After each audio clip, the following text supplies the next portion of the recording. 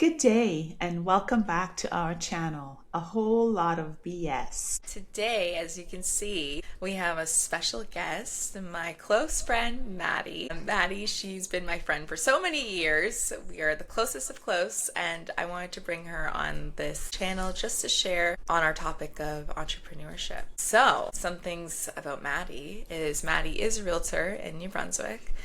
She's passionate about her faith, personal growth, wellness, and helping others build a life they love. After stepping away from university, she went on to pursue a career in real estate, where she had built a successful business while sharing her journey of entrepreneurship, health, and spiritual growth online. Through personal challenges and seasons of transformation, Maddy developed a deeper relationship with God, which now serves as the foundation for both her personal life and business. She is passionate about encouraging others to pursue growth in every area of life, spiritually, mentally, physically, financially, and enjoys having authentic conversations about faith, mindset, wellness, and purpose. Please welcome Maddy. Woo! Yay! Thank you guys so much Welcome, for Maddie. having me. Thanks for coming. Yes, we're so happy that you're here. The first thing I wanted to go into was, what does a typical day look like for you? So I would say no 2 days are the same. That's what I love about real estate. So every day I would just say my main priority is to spend quiet time with God in the morning, whether that's like prayer, Bible study, worship, and then I plan out what I need to get done in my day. So I create like a checklist, and then once I'm done doing that, I go about finishing the checklist. Some days I do showings, some days I do admin work, some days I am writing offers or doing content creation and editing that stuff. So I would say in that range, everything's very different. But for me, I just prioritize serving others while putting myself first. So I prioritize like movement and eating healthy and spending time with God. And other than that, it's just like every day is different. That's exciting. That sounds beautiful. Yeah, every day sounds different for you, but I'm sure that's the whole point of entrepreneurship is you are making your own business, your own life, right? Yeah. And you build your own habits, right? And Yeah, I I feel love that it. yeah, from our friendship in general, I just feel like a lot of the times we are talking about how your relationship with God even has grown so much throughout the years, along with your business, Oh, right? yeah. Yeah, definitely. It's interesting because we've had friends that are realtors, and I find sometimes it's so hard to stay motivated. So when deals fall through, for example, how do you stay motivated? You talk about serving others and so forth. I'd love to hear your secret. I think at first, I'll definitely speak from experience, I take it personally. But now since I've grown my faith, I definitely see it as if something doesn't work out, there's probably a reason for why it's not working out. It's just not God's will. My goal is to be there for my clients and lead them and direct them. And so I think it can be disappointing when they miss out on deals, and especially in the New Brunswick market, it's so busy and multiple homes are going into like 10 to 12 different offers. So Oh, wow. they're entering into competitive situations and losing out. So it can be extremely discouraging. But I just try to remind them that my Christian clients, if it's God's will, it will happen. And my non Christian clients, that if it's their house, it will be their house. Like it will work out. And I think too, for me personally, at the start, I would get discouraged because it's a commission based business. So if a deal falls through for me, I don't have money to provide for myself. So I think that definitely just knowing that God provides and not stressing out when I don't feel money's coming my way has been a huge help for me. Well said. Yeah, Yeah, yeah. that one is, it's true. Like, it's commission based. It's very hard when things start to fall through, as in all entrepreneurship businesses, things like that. I find that the commission based system in sales is so competitive, and it can create, if you're working on a team, like I've heard from, for example, Trey, that it can create a lot of competitiveness in the work environment as well. It can. And that's what I love about my group specifically is I think it is such a competitive field, but the people you surround yourself with is so important because we don't see it as giving advice and helping one another in our business as taking from anybody because we think that nobody can steal your destiny. So I think it's like it's good with who you surround yourself with. It helps you stay encouraged and motivated and not worry so much about where everything's coming from and just focus on inputting in your business. Well said. That speaks to when we were talking earlier, one of our previous podcasts, we talk about the law of attraction. And Mm, what you're saying is right. The same angle is that, there is enough in the universe to go around where we yeah. can actually succeed. And it's not a scarcity mentality, but an abundance mentality. So well Yes. said. Hmm. Yeah, I do like that. A lot of people do think that when someone else is blessed, that all of a sudden your blessings are Limited. gone. Yeah. Yeah. And I don't know where that mindset came from. I believe that we talked about that on another podcast as well, where it just seems that there's this big competitiveness for blessings that aren't even tangible at the end of the day. Like, no one is looking at this big pot and being like, yes, this is all that there is. So whoever gets it first come, first serve. No, that's not how it works. Yeah, exactly. So that I like that point. It is a very good point, and I like that you have a good team around you, because it definitely, the workplace is definitely affected by the team and the colleagues that you have, for sure. Oh yeah, environment's important. Very important. I wanted to ask you a question about habits, and based on your success, how you think that your habits have contributed to it. I would say like discipline and consistency definitely is my two most important habits. And I think that showing up even when you don't feel like it is important. I have a motto that I tell myself, like, is what you're doing today pushing you further into who you want to be tomorrow? And so I think even sometimes when you feel like not doing something, even just doing a little bit of something is pushing you closer to who you want to be tomorrow, because every single day you're not going to show up as the same person you are yesterday. And just staying disciplined and consistent has definitely been the two habits that have grown my business and myself the most. Yeah, no, I do agree. Staying disciplined is probably the hardest thing for a lot of people to overcome, right? Yeah. And it's just like any habit. What do they say? It takes 21 days about to build a habit. Disciplinedness is a habit. That is a habit that people need to build, right? But it all comes Yeah. with working that muscle of discipline, right? Yeah. I I think like that, that. yeah, mommy, I was gonna say, I think that you are very disciplined in what you do in general. Just even in this past year, I've seen more discipline in your physical life, more so to do with athletics and your Yes. journey in bodybuilding, right? So you can definitely talk about the discipline The that goes into discipline, that. yeah. And that's what I was thinking when Maddie was speaking, is that consistency and that discipline that, 5:30 a.m. I'm getting up, going to the gym, and there are times when I think, do I have to? Like, why am I doing this? Who am I doing this for? And it reminds me that, yeah, you need to stay consistent, because step by step, it's not the big things, it's the little things, those atomic habits that really make a difference, right? And so I love when you talk about disciplines, it's what actually propels people forward day in and day out. Yeah. And it builds confidence too. I think that people think confidence is just something you're born with, and that's not true. Confidence is built from being disciplined and staying consistent in your day to day life. I Yeah. agree. I totally agree. We talk about that, the confidence builders, confidence masters. And you're right. I don't think we're born with confidence either. I think it is made, and it's, what we do day in and day out. Each time you win those small wins, then you Mm, build your confidence to try again. yeah.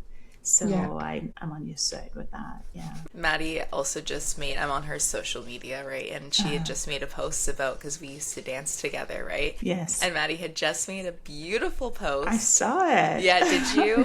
For the viewers that obviously didn't see it as of yet, her post was based on, so we met through dance, and she was a competitive dancer for a very large portion of her life, and how that contributed to confidence and all these other attributes that made her the character that who she is today. And a lot of it probably came from dance, or started in dance, or was grown in dance. It was such And a you know beautiful what's post.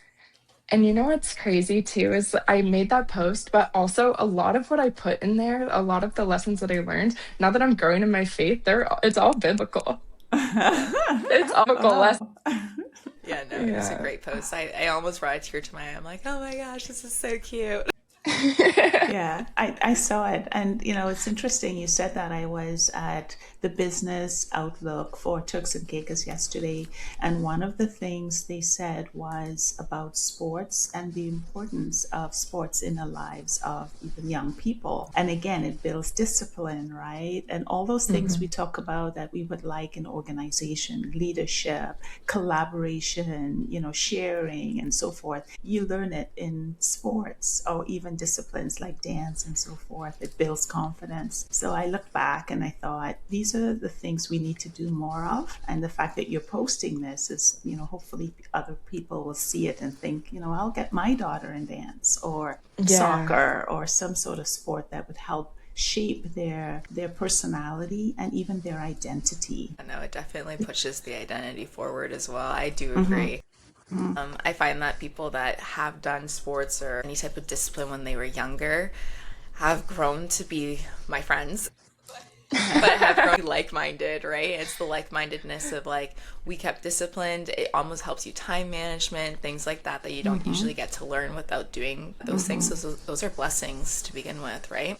Mm-hmm. Yeah, they are. Absolutely. Yeah. So when we think about real estate, I'm sure there's some things people think that's really, really easy. But is there anything that people think it is easy, but it really isn't? I think they think that real estate is this luxurious job because of what's on social media, and that's Yeah. not the case. There's a lot that happens behind the scenes that people don't see. I would say the biggest part for me is the emotional aspect. Mm, I think every situation's different. So when people are coming to buy a house or sell a house, they're all going through different emotional situations. So I think some people they're grieving a loss, some people they're going through a divorce, some people are mhm, having a new baby. So I think that every situation brings different emotions. I think too, it's one of the largest financial decisions that most people are going to make in their mhm, whole life. And I think that some people have unhealthy relationships with money too. So that brings an emotional aspect as well. So I think for me, the emotional aspect is the most difficult. And how I navigate that is, I guess, just again showing up for myself and making sure that I'm taking care of myself first. Because if mhm. I'm not doing that, I'm unable to take on these other people's emotions and help lead them properly. So I think that's probably the most difficult for me that people don't see. We're like therapists.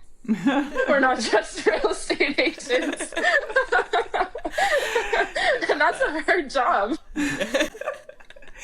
That is so true. You're saying that, and I believe it's true because, yes, it's one of the most important aspects of people's lives, right? They're making a very huge decision to buy a house or other property. And, would you say that your training in real estate, I don't think it prepares people for being that psychiatrist or counselor and so forth, but is it your faith that helps you to be able to bridge that gap? It's definitely my faith. Yeah. I think at first, like, I've always been a kind hearted and I've had lots of empathy. Like, I've always been an empath. So I think that helped me at the start. But definitely since I've been growing my faith, the way that I see things, and when I look at people, I don't just see the people, I Mm-hmm. see what they've gone through and what they're experiencing. So I think it allows me to understand at a different level than I Mm-hmm. was able to before. Mm-hmm. Um, so I definitely think that I think at the end of the day, there's really nothing that can prepare you for it Mm-hmm. because every situation's different. But I do Yes. think that faith has definitely helped me be able to understand and be more of a rock for them. But I will say, because I'm an empath, sometimes I let it impact me personally. Mm-hmm. It's still something I'm learning and Right. navigating That's because good. some situations hurt my heart to hear and to know Aw. that they're happening. But yeah, I just try to be there for them and not let them know that it's affecting me too. You know what? I did see something a while ago. Again, I love bringing what I hear on, like, say, social media or different areas of life, Mhm. things that people have told me into these podcasts because I think that it stands so true. But what they were saying is that just like how you're saying how when you're building relationships with your clients at the end of the day, right? A lot of salespeople that are successful are the salespeople that people feel like they're buying something with their friend, because everyone loves to shop and do things with their friends, right? So you building those relationships, you taking on their hardships is building that confidence in you that, hey, this is my friend, quote unquote, right? You are a friend and you're building that relationship, right? And they feel more comfortable, more trusting with you to make their decisions for them when it comes to these bigger, obviously more financial stressing situations, right? Yeah, I think it's definitely. great. I think the way that you handle it is great, and obviously you've had a lot of success. I have seen so many posts about all the places that you're selling, all of your content related to what people don't know about real estate, and I think that you're really doing a huge movement and changing a lot of people's mindsets when it comes to, wow, this is a big decision that I have to make in my future if I want to buy a house, what that looks like, right? Oh, thank Yeah, you for saying yeah, that. and it's true. If I can add here, in terms of the relationship and relationship building, I've had several conversations recently where people are saying AI is going to replace people and AI is going to take over the world, and it brings it down to exactly what you're saying. You can't have a relationship with AI. It's humans, to be able to come alongside your clients, listen to them, and know what their long term goals are and help them through the process. Obviously, you can use AI to be able to do a lot of the maybe data analysis and so forth. But it's the human touch that will survive in the long run. So Oh, good yeah. for Yeah, it you. really Good for is. you. And Brianna, you're really big on relationships as well. I can see both of you why you're friends, because you're so much alike in terms of caring about people, being empathetic, and understanding, that relationships matter. So kudos to both of you and for your successes. So, Maddie, again, thank you for coming on the podcast. There is one more question that we'd like to ask you, just for a takeaway for our audience. What advice would you give to someone your age or even younger, maybe even older, who wants to become an entrepreneur? I would say if God puts an idea in your mind, there's probably a reason for it. And I think that you don't always have to wait to feel ready. I think that a lot of the time when you have an idea, you have to step in faith, and that faith is not always seeing the full picture before stepping into it. Right. And I think to, again, like staying consistent and disciplined, I think a lot of times when people start something, especially with entrepreneurship, it can be discouraging when you don't see results right away.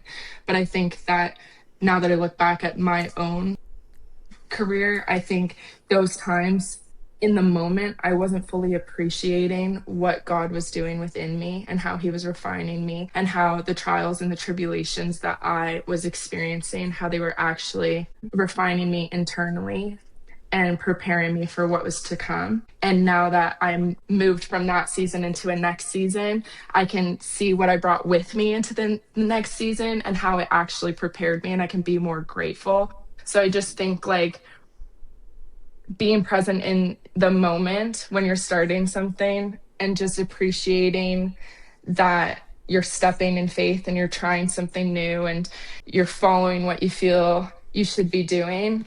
I think you just need to be grateful for every aspect, the waiting seasons, the difficult seasons, all of it, because it's all helping you grow and become the business owner that you're meant to become. Yeah. The refiner's fire. Yes. Yes. I think Well a lot of said. people forget that you have to, it all starts internally, and what's on the inside is reflected outside, right? Yeah. Yes. It's great. Well, thank you, Maddie, so much for coming on to the podcast. We're so happy that you could join us, and I'm hoping that our viewers can take a bit out of this podcast and even use it in their personal lives, even if it's not entrepreneurship. I know there's a lot of things that you had said that a lot of people can use in just daily life in general. So thank you again. Thank you guys so much again for having me. Thank you, Maddie. We appreciate you and we love you. I appreciate you and love you guys.